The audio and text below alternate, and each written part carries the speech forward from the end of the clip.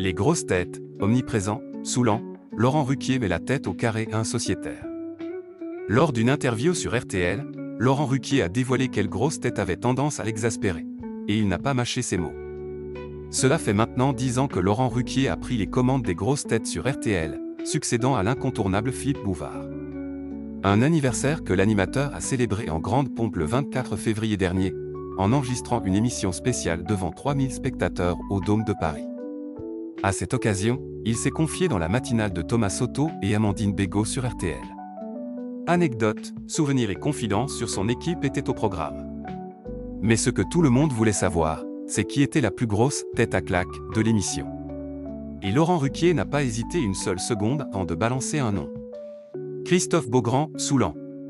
Sans détour, Laurent Ruquier a désigné celui qui pouvait parfois lui taper sur les nerfs. Je vais dire Christophe Beaugrand parce qu'il a la réputation de toujours interrompre tout le monde, d'être omniprésent, d'être saoulant, mais en même temps il est très bon. C'est souvent comme ça. Jacques Martin, à l'époque de Bouvard, il était une tête à claque et il énervait, mais c'était la meilleure grosse tête, a-t-il confié. Une confession qui a bien fait rire les animateurs de la matinale et qui prouve que même après 10 ans, la dynamique entre les sociétaires reste parfois électrique. Mais que Christophe Beaugrand se rassure, Laurent Ruquier a aussi rappelé que les plus grandes, grosses têtes, avaient généralement ce petit côté agaçant qui les rendait irremplaçables. Laurent Ruquier, Christophe Beaugrand veut ma place.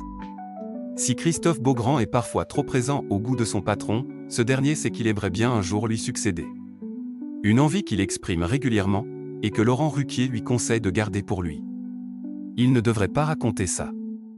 Pas pour moi, parce que par définition, je ne serai plus là, mais c'est jamais celui qu'on pense qui y est. Il faut faire gaffe à ça, avait-il déjà confié sur RTL, en décembre dernier. L'animateur en a profité pour rappeler que lui-même n'avait pas postulé pour succéder à Philippe Bouvard en 2014. C'est la direction de RTL qui était venue le chercher. Une manière de dire que dans ce métier, mieux vaut ne pas trop forcer le destin, et attendre son heure.